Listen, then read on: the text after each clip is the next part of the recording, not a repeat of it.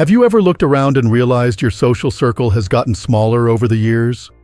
Maybe you used to have gatherings every weekend, or friends who'd call just to chat for hours, but now things are quieter. If you've felt that shift, you're not alone. And you know what? That quiet doesn't mean something's wrong.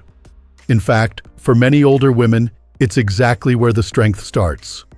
Today, we're diving into something that doesn't get talked about enough: the powerful traits of older women who have few, or even no, close friends left. Maybe they chose solitude, or maybe life slowly cleared the room. Either way, these women often become the most centered, self-assured, and peaceful souls you'll ever meet. Now, I know some people hear alone and immediately think lonely. But those two things aren't the same, not by a long shot. There's a big difference between being alone and being at peace. And for many older women, maybe even you, that peace didn't come from being surrounded by people, but from letting go of the wrong ones. Let me tell you about Margaret. She's 72 now, lives in a cozy cottage just outside of Asheville, North Carolina. For most of her life, she tried to keep everyone happy, organizing luncheons, remembering every birthday, keeping up with distant cousins who never called back. But something changed when her husband passed. She started to see who really showed up and who disappeared. The invitations stopped. The phone went quiet. At first, it hurt deeply. But as the months went by, she found something unexpected: freedom. Margaret didn't lose her friends. She let go of the ones who were only half there. And with that space, she found herself. She started gardening, reading poetry again, and even volunteering at the animal shelter down the road. Her days are quieter now, but they're fuller. Fuller with meaning. Fuller with peace. That brings us to the first powerful trait of women like Margaret. They value quality over quantity. They're not interested in having 100 names in their phone if none of them truly care. They're not chasing group outings or gossip circles. They want real connection, and if they don't have it, they're content being their own best company. This isn't something that always comes naturally. It often takes decades of disappointments, false friendships, and emotional exhaustion to get to this point. But once they're here, these women don't look back. They stop wasting time on surface-level relationships and start pouring their energy into things and people that actually matter. There's something beautiful about that shift. It's like pruning a tree. At first, it looks like loss. But soon, the healthiest parts of you begin to grow stronger. And suddenly, you're blooming again in ways you never expected. Now let's talk about the second trait. Their confidence comes from within. You can see it in the way they walk into a room. It's not loud. It's not flashy. But it's steady. It's rooted. These women no longer need validation from others to feel good about themselves. They're not waiting on compliments or approval to feel worthy. They know who they are, and more importantly, they like who they are. That self-approval? It's one of the most liberating things a woman can ever give herself. I once met a woman named Eloise at a public library event in Wisconsin. She was 68, silver curls tucked under a sun hat, and she had this warm, knowing smile that made you feel instantly calm. We got to talking, and she told me something I'll never forget. She said, "I used to shrink myself to fit into rooms that weren't meant for me. Now, I'd rather stand tall in an empty room than shrink again just to be accepted." Let that sink in for a moment. That kind of confidence doesn't come from reading a self-help book or watching motivational videos. It comes from real life, from being left out, dismissed, or overlooked, and choosing over and over again to get up anyway and believe in your worth. You see, women like Eloise have lived through decades of being told what they should be. Smile more, don't age, be agreeable, be helpful, be smaller. But at some point, they stopped listening. They turned inward. And there, they found something more reliable than anyone's opinion. They found their own voice. That voice gets stronger the more you listen to it. It's the voice that says, "You've done enough today," when the world keeps demanding more. It's the voice that whispers, "Walk away," when a conversation turns toxic. It's the voice that reminds you, you are more than enough, on the days when you feel invisible. And when you start trusting that voice, something magical happens. You stop needing a crowd to feel seen. You stop needing praise to feel proud. You stop waiting for someone to choose you, because you've already chosen yourself. Now, I know some people might look at these women, Margaret, Eloise, maybe even someone like you, and think she's distant, or she keeps to herself too much. But what they don't see is that quiet women often carry the loudest wisdom. They're not distant, they're discerning. They're not cold, they're careful. They've lived enough to know that not everyone deserves a front row seat in their lives. And they've stopped apologizing for setting boundaries. And that brings us naturally into another powerful truth. These women have mastered the art of being alone without being lonely. That's a skill many people never truly learn. But for older women who've let go of draining friendships, it becomes a quiet superpower. Let's think about that for a moment. Most of our lives, we're taught to fill space, fill time, fill silence. We grow up with birthday parties, book clubs, dinners, and reunions, always surrounded by people, by conversation, by activity. And when life slows down, it can feel jarring. The silence almost hums in our ears. But then something shifts. There's a woman I knew named Helen, 75, from rural Oregon. She raised 4 kids, cared for her late husband during his long illness, and worked 2 jobs in her younger years just to make ends meet. She was constantly surrounded by noise, kids laughing, crying, asking questions, co-workers needing her, neighbors stopping by. It was chaos. Beautiful chaos, she called it. But when the house grew empty and the phone stopped ringing, that silence hit hard. For a while, she tried to resist it. She joined a few local clubs, went to weekly lunches, tried to rekindle old connections that had long run cold. But it felt forced. The conversations didn't flow like they used to. The friendships felt thin, stretched by time and habit, but no longer sustained by care. So, she let them go. And in that letting go, Helen discovered something surprising. She didn't need to fill her time just to feel okay. She started taking long walks in the morning, watching birds from her porch, and writing in a journal every night. And somewhere along the way, the silence stopped feeling lonely. It started feeling sacred. That's what many people don't understand, that solitude can be rich. It can be healing. It can be exactly what your spirit has been craving after a lifetime of noise. Women like Helen embrace that solitude, not because they've given up on people, but because they've finally learned to be enough for themselves. They've stopped fearing alone time. In fact, they've started to protect it.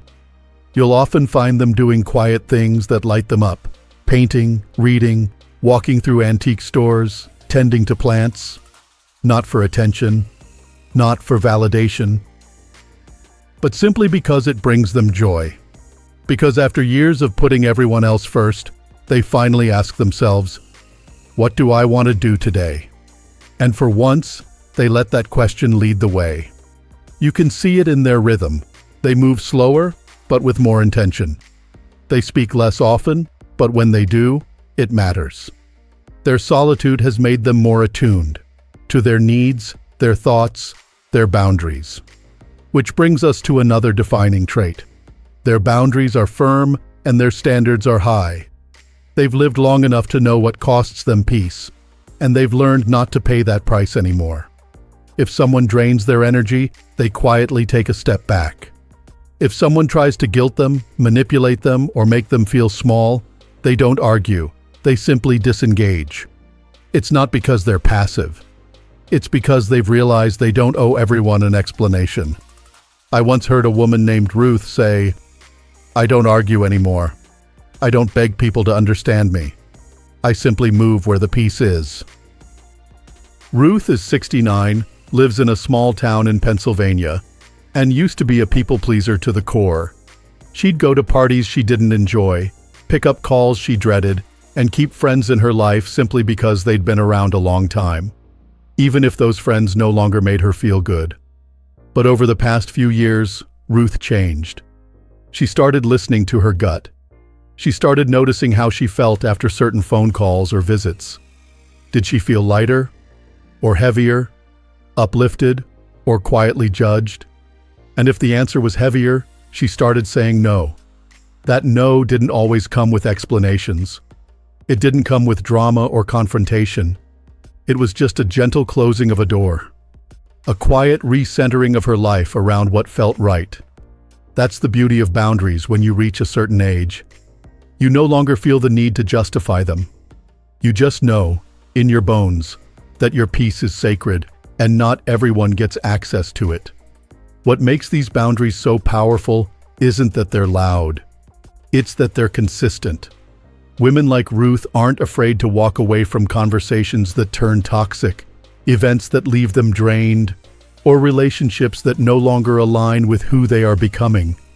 They know that their time is precious, that their energy has value, that saying no to one thing means saying yes to something better, even if that something better is simply a quiet cup of tea on their porch. And let's not forget, these women don't feel the need to prove anything to anyone.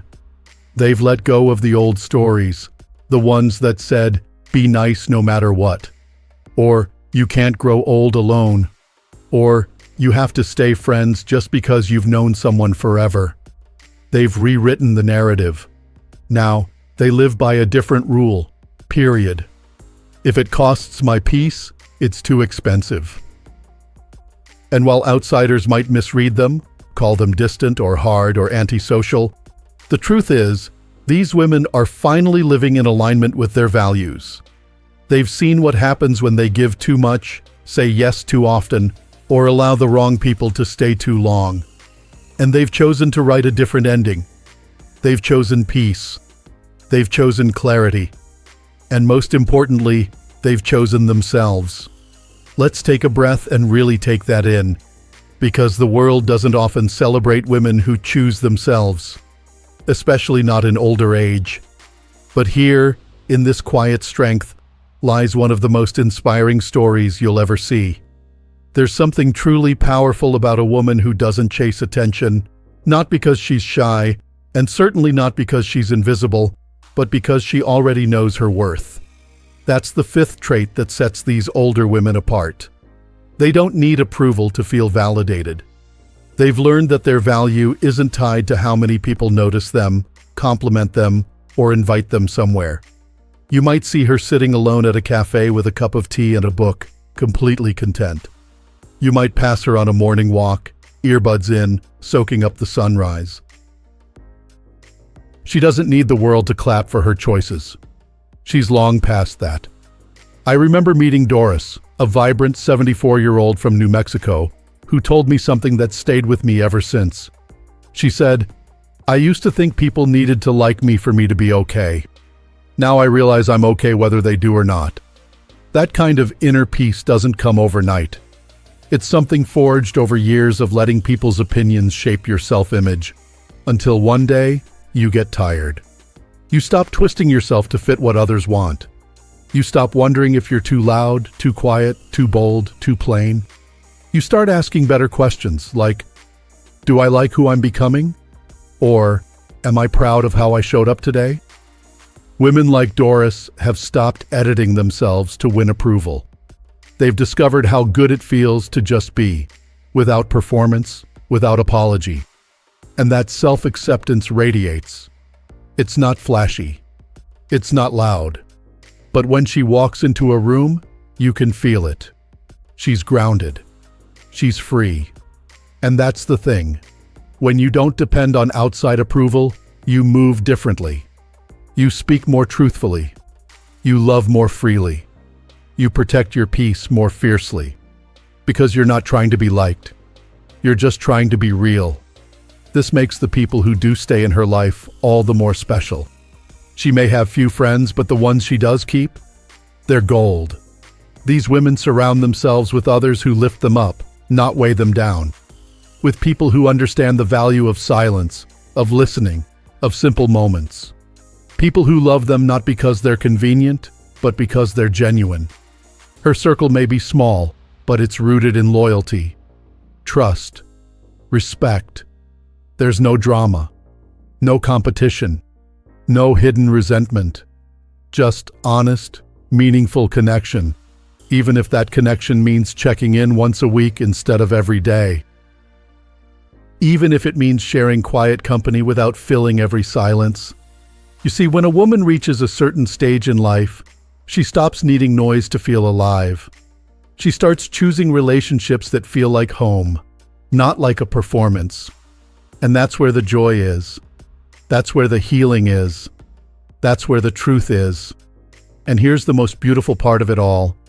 A woman like this isn't afraid to walk away from anything that doesn't serve her peace. She doesn't panic when people leave. She doesn't beg anyone to stay. She's already built a life that fills her cup, and if someone wants to be part of it, they're welcome, as long as they bring kindness, not chaos. This kind of courage, the courage to release what no longer fits, to stop chasing, to stop explaining, it's rare, but it's growing. All across the country and the world, older women are stepping into this quiet revolution. Not with loud protests or big announcements, but with little decisions every day that say, I choose myself. So if you're watching this and thinking, that sounds like me, or even, I wish that was me, I want you to know something. It's never too late. You're not too old. You're not too far behind. You don't need a crowd to feel loved. You don't need a phone full of contacts to feel connected. You don't need the approval of others to be at peace. You are allowed to let go of people who no longer see you. You are allowed to walk away from spaces that make you shrink. You are allowed to protect your energy like it's sacred, because it is. And if you've already done that, if you've already stepped into this version of yourself, the one who stands strong, walks light, and chooses peace, then I hope you celebrate that. I hope you know how powerful that is. Because in a world that tells women to always say yes, always be kind, always be available, you dared to say no. Not anymore. You dared to believe that solitude can be sweet, that boundaries can be beautiful, that silence can be sacred. And in doing so, you've become the kind of woman other women look up to, even if they don't say it out loud. You've become your own home, your own anchor, your own validation. So take a deep breath and let that sink in. You've earned this peace. You've fought for it in 1,000 little ways, and no one can take it from you now. If this message resonates with you, if you saw yourself in Margaret, or Eloise, or Helen, or Ruth, or Doris, I'd love to hear your story. What have you let go of? What have you learned about yourself? What kind of peace have you created in this new season of life? Leave a comment below. Share your truth. Your story might be the encouragement another woman needs today. And if you found this video helpful, please click like and consider subscribing to the Strong Elderly Life channel. We create content just like this, thoughtful, uplifting, and made for people who believe life doesn't end at 60. It just starts to get real. Thank you for spending this time with me. You matter. Your story matters. And you're not alone, even when you walk alone. Here's to living your best life at any age.